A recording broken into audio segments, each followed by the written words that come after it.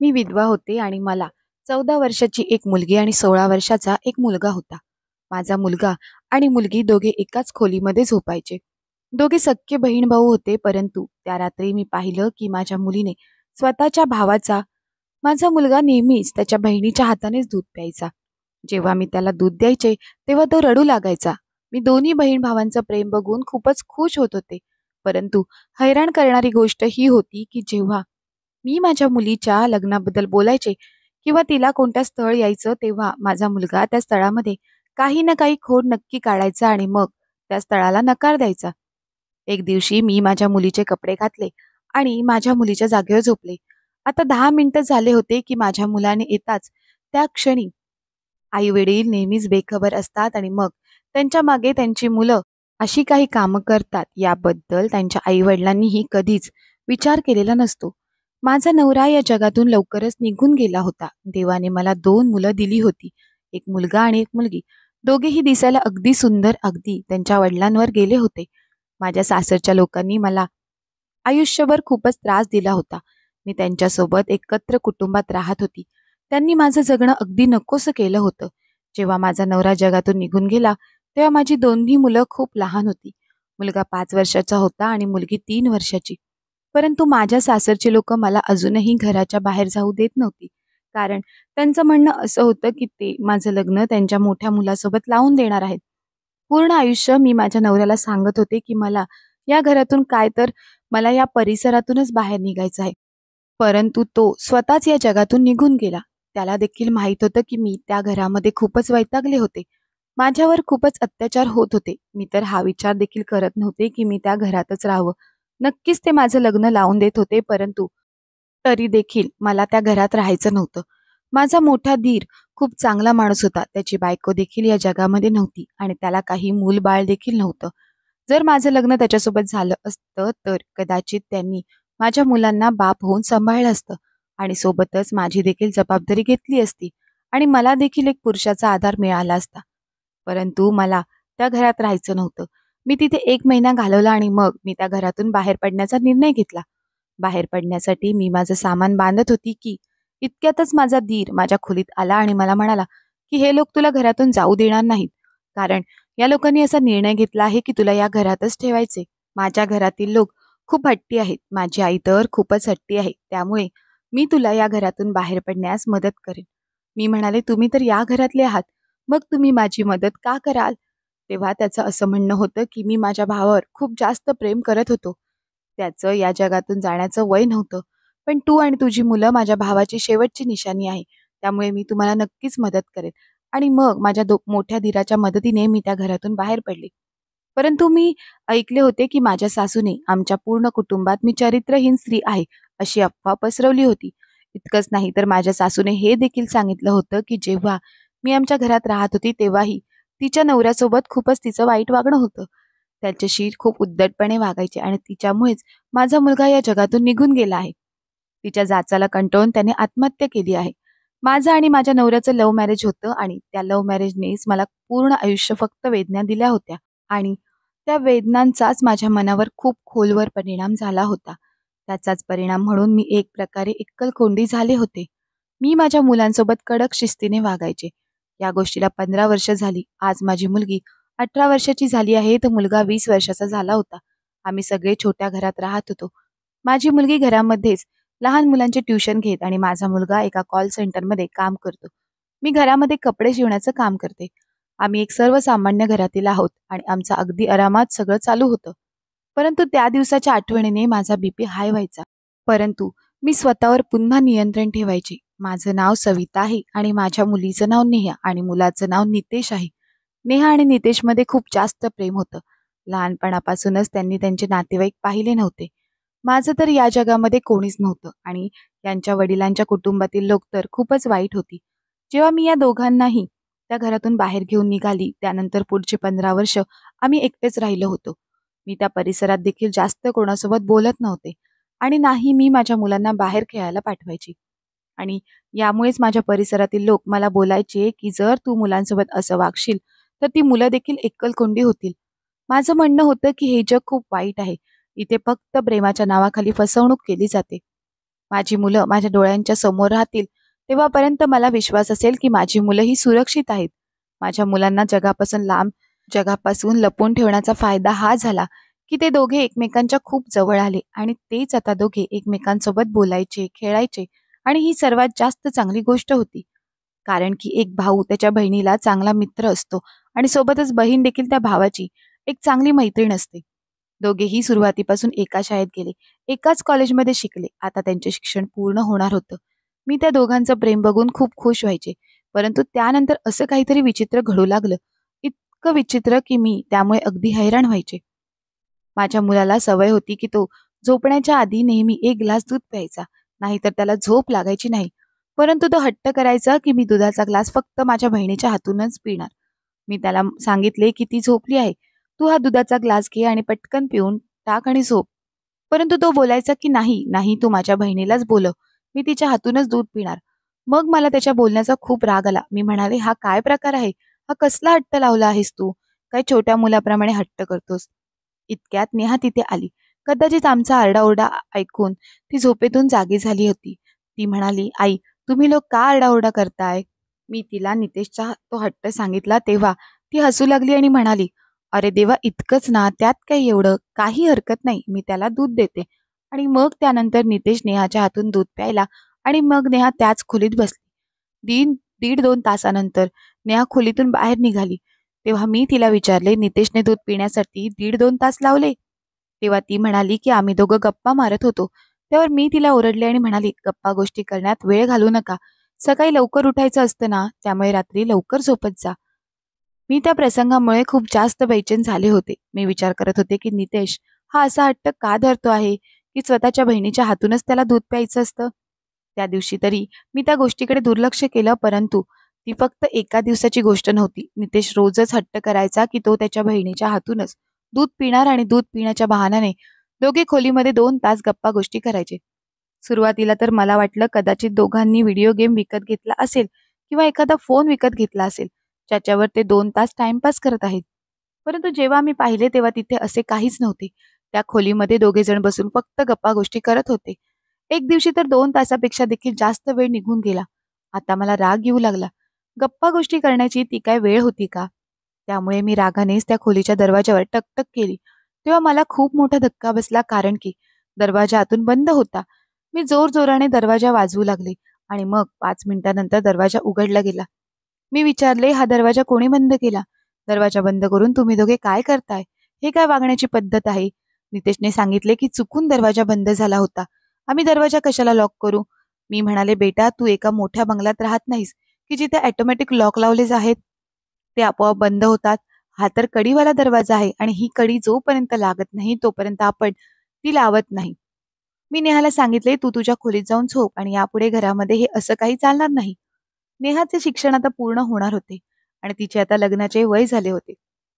माझी अजिबात इच्छा नव्हती की ती दुसऱ्या कोणाच्या तरी प्रेमात पडावी. त्यामुळेच मला तिचं लवकरात लवकर लग्न करायचं होतं. जिथे माझं लग्न फक्त 19 वर्षाची असताना झाले होते. संध्याकाळी मी निवडलेल्या एका स्थळाला घरी बोलवलं. त्यांनी नेहाला पाहिलं आणि 2-4 प्रश्न विचारले आणि मग त्यानंतर मी नेहाला पुन्हा आतमध्ये पाठवले. ते जेव्हा तेथे आला तेव्हा तो त्यांच्यासमोर एक काहीतरी वेगळीच गोष्ट बोलू लागला.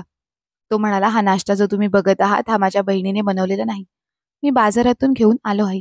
माझी बहीण दुपारी 12 वाजता उठते. जेवण बनवलं तर तिला ते जमतच नाही आणि उद्धट आणि आगाऊ तर इतकी आहे की विचार करू नका. आता मागे आमच्या परिसरात तिचा एका मुलीसोबत भांडण झालं तेव्हा तिने त्या मुलीचं डोकंच फोडलं. काकू, तुम्हाला तर विश्वास बसणार नाही, आमच्या घरी पोलीस देखील आले होते. कसं तरी करून आम्ही ते प्रकरण मिटवलं. देवा शपथ, इतका तमाशा झाला होता की काय सांगू. तेव्हा मी नितेशकडे अगदी हैराण होऊन पाहत होते. तो हे सगळं काय बोलत होता? खरं तर हे असं काहीच घडलं नव्हतं. मग असं असताना नितेश हे सगळं काय बोलतोय? नेहा तर खूप चांगले जेवण बनवते. ती कधीच उशिरा उठायची नाही. कोणासोबत भांडण करणे ही तर खूपच लांबची गोष्ट. मग असं असताना नितेशला काय झाले होते? मला तर खूप मोठा धक्का बसला. मी मनात विचार करू लागले, याने कोणती नशा वगैरे तर नाही ना केली? ते लोक तर लगेच उभे राहिले आणि म्हणू लागले की अशी उद्धट मुलगी आम्हाला सून म्हणून अजिबात नको, आणि मग वाईट साईड बोलून तिथून निघून गेले. ती लोक गेल्यानंतर नितेश जोरजोरात हसू लागला. मी विचारू लागले, नितेश, हे सर्व काय केलंस तू? तेव्हा तो म्हणाला, "आई, तू त्या मुलाचा चेहरा पाहिलास का? मला माझ्या बहिणीचं लग्न असं कोणत्याही मुलासोबत करायचं नाही. मला मुलगा पसंत नव्हता, त्यामुळे मी हे सगळं काहीतरी सांगितलं." त्याचे ते बोलणे ऐकून मी तर खूपच रागावले.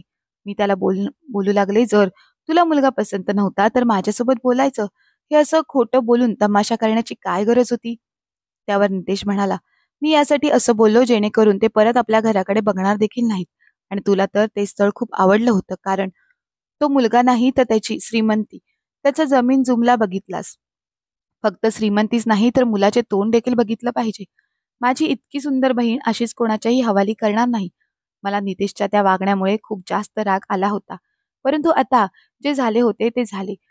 त्या लोकांसोबत पुन्हा बोलण्यात काहीच अर्थ नव्हता. जर मी त्यांनाच म्हणाले असते, की माझा मुलगा मस्करी करत होता, तरी देखील त्यांनी माझे म्हणणे ऐकले नसते.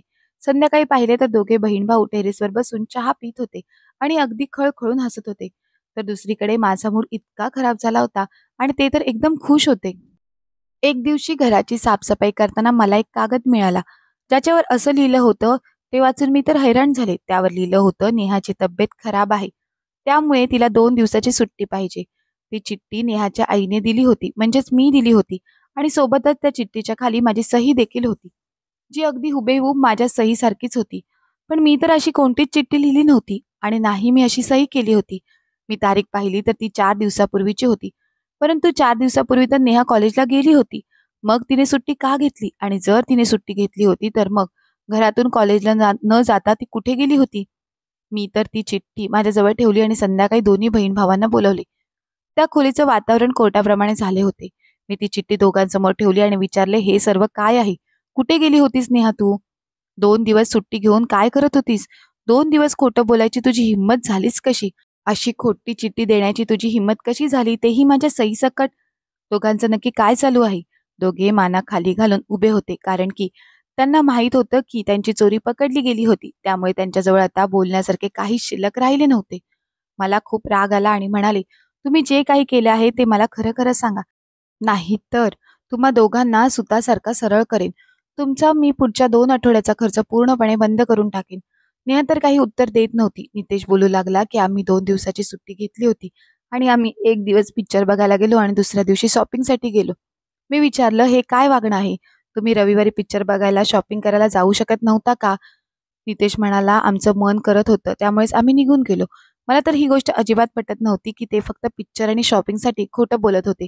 मी त्यांना विचारले, "तुम्हा दोघांचं नक्की काय चालू आहे? मला सरळ-सरळ सांगा. तुमच्या दोघांमध्ये काय चालू आहे? तुम्ही काय प्लॅन करताय?" त्यावर नितेश म्हणाला, "काही नाही, फक्त हेच आहे. आमचे मन करत होते, की बाहेर फिरायला जावं. त्यामुळेच आम्ही 2 दिवसाची सुट्टी घेतली आणि बाहेर फिरायला गेलो." त्या दोघांचे वागणे मला अजिबात समजत नव्हते. एकमेकांसोबत कधी पिक्चर बघायला जायचे, तर कधी शॉपिंग करायला. सोबत बसून चहा प्यायचे, तर कधी एकत्र बसून 4 तास गप्पा गोष्टी करायचे. इतके देखील दोघांमध्ये काय प्रेम होते, की एकमेकांशिवाय त्यांना दुसरे कोणीही दिसत नव्हते. त्याच दरम्यान माझ्या मुलीसाठी मी आणखी एक स्थळ पाहिलं आणि माझ्या मुलाला सांगितले, "जर तुला हे स्थळ आवडले नाही, तर मी एकटी असताना सांग. मी तुझ्यासोबत बोलेन आणि आपण त्या स्थळाला नकार देऊ. परंतु त्यांच्यासमोर येऊन काहीही तमाशा करू नकोस. कारण की तू हे असं वागून, असा तमाशा करून स्वतःच्या बहिणीची किती इज्जत घालवतोयस, किती बदनामी करतोयस हे तुला समजत नाही. आणि मग जर तू असंच वागत राहिलास, तर तुझ्या बहिणीसाठी एकही स्थळ येणार नाही." तेव्हा नितेश इतकं काही विचित्र म्हणाला, की त्याच्या बोलण्याचा अर्थ मला समजलाच नाही. कारण तो बोलत होता, स्थळ शोधण्याची गरज नाही." तेव्हा मी त्याला विचारले, "म्हणजे तुला नक्की काय म्हणायचं आहे? स्थळ शोधायची गरज का नाहीये?" तेव्हा तो म्हणाला, "काही नाही, असंच माझ्या तोंडातून निघालं. त्याच्यामध्ये काही अर्थ नाही." खरं तर तेव्हा तो खूप घाबरला होता. मी त्या दोघांमुळेच खूप वैतागली होती. माहीत नाही ते दोघं काय करत होते आणि काय विचार करत होते. हे सगळं माझ्यामुळे झालं होतं. मी त्या दोघांना घरामध्ये कैद करून ठेवलं होतं, म्हणूनच ते असे झाले होते का? या वेळेला नेहासाठी जे स्थळ आले होते त्याच्यामध्ये काहीच खोड काढण्यासारखे नव्हते. मुलाचे वय देखील कमी होते आणि सोबत दिसायला देखील सुंदर होता. त्याचे आई-वडील देखील सुशिक्षित होते. त्याचे आई-वडील दोघेही बँकेमध्ये नोकरीला होते आणि ते आता रिटायर झाले होते. मुलगा डॉक्टर होता आणि दिसायला देखील सुंदर होता आणि नेहापेक्षा वयाने जास्त मोठा देखील नव्हता आणि त्या लोकांना नेहा पसंत पडली होती, कारण ती देखील दिसायला सुंदर होती. मी नितेशकडे पाहिले आणि इशाऱ्याने म्हणाले, की "यामध्ये काही खोड असेल तर सांग." नितेशच्या चेहऱ्यावर खूपच टेन्शन मला दिसत होतं. त्या लोकांनी सांगितले, की "आम्हाला तर तुमची मुलगी खूप आवडली आहे आणि आम्हाला लवकरात लवकर साखरपुडा करून घ्यायचा आहे. लग्न आपण तुमच्या मुलीचे पेपर झाले की करू. मला त्यांचे ते बोलणे अगदी योग्य वाटले. त्यांनी सांगितले की तुम्ही रविवारच्या दिवशी आमच्या घरी या आणि आमचे घर बघा आणि मग बाकीचे बोलणे आपण तिथे बसूनच करू आणि सोबतच साखरपुड्याची तारीख देखील ठरवू. त्यांचे ते बोलणे मला खूपच आवडले, कारण की त्यांनी आम्हाला त्यांच्या घरी देखील यायला सांगितले. मी त्यांना सांगितले की ठीक आहे, आम्ही रविवारी येऊ. जेव्हा ते लोक आमच्या घरून निघून गेले तेव्हा नितेश म्हणाला, आपण नेहाचं लग्न इथे लावून द्यायचं नाही. तेव्हा नितेशचे बोलणे ऐकून मी हैराण होऊन त्याच्याकडे पाहिले. मी म्हणाले, का का नाही करायचे? काय वाईट आहे त्या स्थळामध्ये? असे स्थळ लोकांना नशिबाने मिळते. देवाचे आभार मानते की देवाने तुझ्या बहिणीसाठी इतके चांगले स्थळ दाराशी आणले आहे. मी तर नेहाचे लग्न याच घरामध्ये लावून देणार आहे आणि तेही लवकरात लवकर. नाहीतर हे स्थळ हातातून निघून जाईल. ते लोक श्रीमंत आणि सुशिक्षित होते, सोबतच मॉडर्न विचाराचे होते. मला त्यांची ही गोष्ट खूप आवडली की त्यांनी आम्हाला सांगितले की रविवारच्या दिवशी तुम्ही तुमच्या मुलीला देखील आमच्या घरी घेऊन या. दोघांना एकमेकांसोबत थोडा वेळ देऊया, कारण की त्या दोघांनाच पुढचे आयुष्य एकमेकांसोबत घालवायचे आहे. मला त्यांचा तो विचार, ते वागणे खूप आवडले, कारण मी माझ्या सासरची लोक ही खूपच शिस्तीची आणि जुन्या चालीरीतीची होती आणि त्यांच्या त्या शिस्तीच्या नजरेत माझा अगदी श्वास कोंडायचा. मी तर नेहा आणि नितेश दोघांना सांगितले की नेहाचे लग्न आता इथेच होणार. दोघेही या गोष्टीवर शांत झाले. मी त्यांच्या त्या शांततेला हो असे समजले, कारण की शांततेचा अर्थ हो असाच असतो. मी त्यांच्या घरी जाण्याची तयारी करू लागले. मी नेहासाठी एक चांगला ड्रेस कपाटातून बाहेर काढला आणि त्याला इस्त्री देखील केली. परंतु आम्हाला त्यांच्या घरी जायचे होते तेव्हा घरी नितेशही नव्हता आणि नेहा देखील नव्हती. दोघेही घरातून हे सांगून बाहेर पडले होते की त्यांना एक चांगला घड्याळ खरेदी करायचा आहे. परंतु या गोष्टीला 4 तास झाले होते आणि ते अजूनही परत आले नव्हते. त्या लोकांनी आम्हाला चहासाठी बोलवलं होतं आणि चहाची वेळ निघून चालली होती. जर आम्ही उशिरा गेलो असतो तर त्यांना काय वाटले असते? हा सगळा आता आमच्या इज्जतीचा प्रश्न होता. मी नितेशला हे सांगण्यासाठी फोन केला की तुम्ही जिथे कुठे आहात तिथून ताबडतोब परत घरी या. आपल्याला तिकडे जायला खूप उशीर होतोय. परंतु नितेशचा फोन बंद येत होता. सोबतच नेहाचा फोन देखील बंद येत होता. मी सारखं त्यांना फोन करत होते. मी खूप जास्त हैराण झाले होते, परंतु दोघांचेही फोन बंद लागत होते. सोबतच ते घरी देखील येत नव्हते. इतकेच नाही तर संध्याकाळची रात्र झाली. मुलाकडच्या लोकांचा फोन येत होता की तुम्ही लोक कुठे राहिला आहात. माझ्या दोन्ही मुलांमुळे माझी त्या लोकांसमोर मान खाली जात होती. विचार केला की एकटीनेच तिथे जावे, परंतु जर त्यांनी विचारले असते की मुलगा आणि मुलगी सोबत का आले नाही, तर मग त्यांना तेव्हा मी काय उत्तर देणार होते?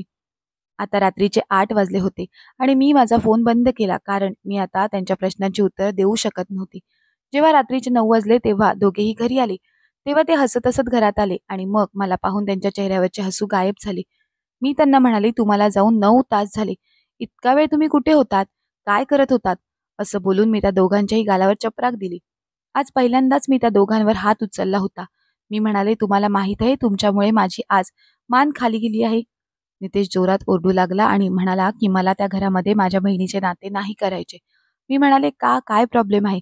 सगळं तर ठीक आहे. त्यावर नितेश म्हणाला, तो मुलगा जरी सोन्याचा असला तरी देखील मला माझ्या बहिणीचे लग्न त्या मुलासोबत लावून द्यायचे नव्हते. पुढे नेहा म्हणाली, मला कोणासोबतही लग्न करायचे नाही आणि मग दोघे तिथून निघून गेले. हे दोघे कधीही अशा पद्धतीने माझ्यासमोर बोलले नव्हते. माझ्या मनाविरुद्ध कधीच त्यांनी काही केले नव्हते. मग आज असे अचानक काय झाले होते? मी पूर्ण रात्र याच गोष्टीचा विचार करत होती आणि काळजी करत राहिले. मी हे देखील पाहिले की त्या दिवशी नितेश नेहाच्या खोलीमध्ये 4 तास बसला होता. नक्कीच त्या दोघांमध्ये काहीतरी प्लॅन शिजत होता. एके दिवशी मी नेहाला म्हणाली, तू माझ्या खोलीत जाऊन झोप. मला तुझ्या खोलीची साफसफाई करायची आहे. ती माझ्या खोलीत जाऊन झोपली आणि मग तिचे कपडे घालून तिच्या जागेवर मी झोपली. थोड्या वेळाने नितेश त्या खोलीत आला आणि येऊन माझ्या खांद्यावर हात ठेवून म्हणाला, आज इतक्या लवकर झोपली आहेस? आज तर खूप महत्वाचे काम आहे. मी तर असे नाटक केले की मी जागी झाली आहे, परंतु अजूनही झोप येत आहे. पुढे मग नितेश म्हणाला, फक्त 3 दिवस बाकी आहेत. त्यानंतर आपल्याला कोणालाही घाबरण्याची किंवा कोणापासून काही लपवण्याची गरज नाही. आपण जे काही करणार ते अगदी मनमोकळेपणाने करू. आई देखील आपल्याला अडवू शकत नाही. मी इतका खुश आहे की तुला काय सांगू. मी तर विचार देखील केला नव्हता की आपण इतके नशिबान असू. मी तर येणाऱ्या वेळेबद्दल इतका खुश आहे की काय सांगू. मला तर हनीमूनसाठी माथेरानला जायचं आहे. त्याचे बोलणे ऐकून माझ्या तर पायाखालची जमीनच सरकून गेली. तू हे सगळं काय बोलत होता? तेही आपल्या बहिणीसोबत? तू लग्नाच्या दिवशी कोणत्या रंगाची साडी नेसणार आहेस? काही विचार केला आहेस का? मी तर निळ्या रंगाची शेरवानी घालणार आहे. कारण हे बोलत असताना मी एकदम उठली आणि त्याला जोरजोरात मारू लागली. हे सगळं तू किती घाणेरडं आणि काय बोलत होतास? तू कोणासोबत लग्न करणार आहेस? आणि कोणाला हनीमूनला घेऊन जाणार आहेस? काय आहे हे सगळं? हा सगळा आवाज ऐकून नेहा देखील तिथे आली आणि येऊन माझा हात पकडला आणि म्हणाली, आम्ही तुला सगळं काही सांगतो, तू नितेशला मारण्याचं बंद कर. काय काय समजवणार आहेस तू? आणि हा काय समजवणार आहे? तुम्हाला गरजेपेक्षा जास्त प्रेम दिले आहे. त्यामुळे तुम्ही असे हाताबाहेर गेला आहात. तुझ्यासाठी मी स्थळं आणते आणि हा प्रत्येक स्थळाला नकार देतो आणि मग त्यानंतर हा लग्नाबद्दल स्वप्न रंगवतो. हे सगळं काय चालू आहे? तुम्हाला तुमच्या मेलेल्या बापाची शपथ आहे. तुम्ही मला सगळं काय आहे ते खरं खरं सांगा. नाहीतर मी इथल्या इथे मरून जाईल. नेहाने मला अशी गोष्ट सांगितली जी ऐकून माझ्या पायाखालची जमीनच सरकून गेली. नेहा म्हणाली, माझं कुणाल काकांच्या मुलावर प्रेम आहे आणि त्याचेही माझ्यावर प्रेम आहे आणि सोबतच कुणाल काकांच्या मुलीचं नितेशवर प्रेम आहे. आम्ही चौघेही लग्न करणार आहोत. तेच दोघेही आमच्याच कॉलेजमध्ये शिकत होते. आम्ही तुला याबद्दल कधीच काही सांगितलं नाही कारण की तुला ते आवडले नसते. हळूहळू आमच्या मैत्रीचे रूपांतर प्रेमात झाले आणि आम्ही लग्न करण्याचा निर्णय घेतला आणि त्यासाठी आम्ही एकमेकांसोबत 2 तास बसून राहायचो आणि पुढे काय करायचं आहे, कसं करायचं आहे याबद्दल चर्चा करत होतो. हे लोक पैसे सुद्धा जमा करत होते. त्या चौघांनीही पळून जाण्याचा निर्णय घेतला होता. ते पुढे बोलत होते, आम्ही तुला हे यासाठी सांगितलं नाही कारण की तू यासाठी नकार दिला असतास. कारण की त्याच्या घर हे आपल्या त्या घराच्या शेजारीच आहे जिथे आपली आजी आजोबा राहतात. आम्ही चौघेही पळून जाऊन लग्न करणार होतो आणि मग त्यानंतर हळूहळू करून तुला मी हे सगळं सांगणार होतो. आणि आम्हाला माफ कर. आम्ही आमच्या प्रेमाच्या पुढे मजबूर आहोत. आम्ही देखील काय करणार? आम्ही त्यांच्यावर प्रेम करतोय आणि ते आमच्यावर. जर मी इतर कोणावर तरी प्रेम करते, मग असं असताना मी दुसऱ्या कोणासोबत तरी लग्न कसं करू शकते? तू माझ्यासाठी एकामागून एक स्थळं पाहत होतीस. त्यामुळेच मी नितेशला सांगितलं, की तू काहीही करून हे लग्न होऊन देऊ नकोस. आणि मग त्यामुळे तो हे सगळं असं वागत होता. हा खूप चांगला भाऊ आहे. त्याने माझी प्रत्येक प्रसंगात साथ दिली आहे. त्याची इच्छा आहे, की मी त्याच्यासोबत खुश राहावं, ज्याच्यावर मी प्रेम करते. पुढे नितेश म्हणाला, ही देखील माझी एक खूप चांगली बहीण आहे. हिने देखील माझी खूप मदत केली आहे आणि आमच्या दोघांचीही अशी इच्छा आहे, की तुला याबद्दल काही समजावे. जेव्हापर्यंत हा आमचा प्लॅन यशस्वी होत नाही, तेव्हापर्यंत आम्हाला हे काही सांगायचे नव्हते. आणि त्यामुळेच आम्ही तुला काहीतरी कारण सांगायचो, कारण आम्हाला खूप सारी प्लॅनिंग करायची होती. आई मला माफ कर. हे ऐकून तुला खूप वाईट वाटत असेल आणि 3 दिवसानंतर आमचं लग्न आहे. तूच आम्हाला शिकवले होतेस ना, की तुमचे वडील या जगात नाहीत, त्यामुळे तुम्ही एकमेकांची मदत करा, एकमेकांची काळजी घ्या. आम्ही दोघे एकमेकांच्या आनंदाची काळजी घेत होतो. आम्ही आमच्या आवडीने आमचे जीवनसाथी निवडले आहेत. आता ते घर आधीसारखे राहिले नाही. आजीला जाऊन खूप वर्ष झाली आणि सर्व बहीण भाऊ वेगवेगळे झाले आहेत. तुला तो स्वप्नील माहीत असेल ना, नेहाचे त्याच्यावर प्रेम आहे. त्याला तर आता नोकरीची ऑफर देखील आली आहे. जसं शिक्षण पूर्ण होईल तो लगेच नोकरीला लागेल. त्याच्या कंपनीतून त्याला वेगळं घर देखील भेटणार आहे. नेहाला कोणासोबत एकत्र राहण्याची काहीच गरज नाही. जर तिचा संसार वेगळा असेल तर तिला काहीच प्रॉब्लेम देखील येणार नाही. आणि स्वप्नीलची बहीण सायली ती देखील खूप चांगली आहे आणि माझं तिच्यावर खूप प्रेम आहे. मी तिला आपल्या घराची इज्जत बनवेल आणि माझी खात्री आहे की तू तिला खूप खुश ठेवशील. तुझी मुलगी म्हणून ठेवशील. ते दोघं फक्त हे सगळं बोलत होते आणि मी मात्र रडत होते. हां, हे खरं होतं की त्यांनी जर मला हे सगळं सांगितलं असतं तर मी कधीही यासाठी होकार दिला नसता आणि त्यांना त्या घराच्या आसपास देखील फिरू दिले नसतं. कोणीतरी अगदी बरोबर म्हटलं आहे की तुम्ही जसा विचार करता तसं तुमच्यासोबत होत नाही. मला त्या दोघांनाही त्या घरापासून, त्या घरातल्या माणसांपासून खूप लांब ठेवायचं होतं. परंतु ते त्याच परिसरात गेले होते. त्यांना प्रेम झालं तर तेही त्याच परिसरातल्या मुलांसोबत. मी एका बाजूला माझे डोके पकडून बसले कारण की मला समजत नव्हतं की मी काय करू. ते दोघे माझ्या पायाजवळ बसले. त्यांच्या डोळ्यांमध्ये अश्रू आले. त्यांनी माझे पाय पकडले आणि म्हणाले, आई, प्लीज आम्हाला यासाठी परवानगी दे. आमच्या आनंदात सहभागी हो. आम्हाला त्या दोघांशिवाय राहता येणार नाही. जर तुझी इच्छा नसेल तर आम्ही तू सांगशील तिथे लग्न करायला तयार आहोत. परंतु आम्ही त्या नात्यांमध्ये अजिबात खुश राहणार नाही.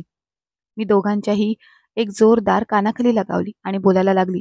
तुम्हाला काय वाटतं की मला तुमच्या आनंदाची पर्वा नाही? तुम्हा दोघांसाठी मी त्या घरातून, त्या परिसरातून बाहेर निघाले होते आणि तुम्हा दोघांसाठीच तर मी दुसरं लग्न केलं नव्हतं, जिथे माझे वय फक्त 24 वर्ष होतं. पूर्ण आयुष्यभर तुमच्या दोघांसाठी मशीन चालून पैसे कमवत राहिले. मग असं असताना तुमच्या आनंदासाठी मी माझे नियम बाजूला ठेवू शकत नाही का? त्यांच्या आई-वडिलांना सांगा की येऊन माझ्याबरोबर चर्चा करा. सगळं काही माझ्यासोबत ठरवा आणि मग त्यानंतर मी तुमचं लग्न लावून देईन. अगदी विधीपूर्वक रीतिरिवाजाप्रमाणे मी तुमचे दोघांचेही लग्न लावून देईल. कोणतेही कोर्ट मॅरेज करण्याची गरज नाही. तेव्हा त्या दोघांनी रडत रडत मला मिठी मारली आणि मी देखील त्यांचे खूप लाड केले. जिने तिच्या मुलांसाठी आयुष्य वेचले होते ती इतकं छोटंसं करू शकत नव्हती का? आणि सर्वात चांगली गोष्ट ही होती की ते शेजारचे कुणाल भाऊ नेहमीच माझ्यासोबत खूप चांगले वागले होते. त्यांनी कधीही माझ्यासोबत जबरदस्ती केली नव्हती. ते आमच्या घरी आले आणि अगदी व्यवस्थित पद्धतशीरपणे आमच्याकडून त्यांच्या मुलांसाठी माझ्या मुलीचा हात मागितला आणि मी देखील होकार दिला. आणि मग एकाच दिवशी मी माझ्या मुलींची पाठवणी केली आणि दुसऱ्या मुलीला सून म्हणून घरात घेऊन आली. आता ते चौघेही खूप आनंदात आहेत आणि त्यांचा सुखी संसार आनंदाने चालू आहे. मित्र आणि मैत्रिणींनो, मी माझ्या मुलांच्या बाबतीत जो काही निर्णय घेतला होता तो योग्य होता का? तुम्हाला काय वाटतं ते आम्हाला कमेंट्स करून नक्की कळवा.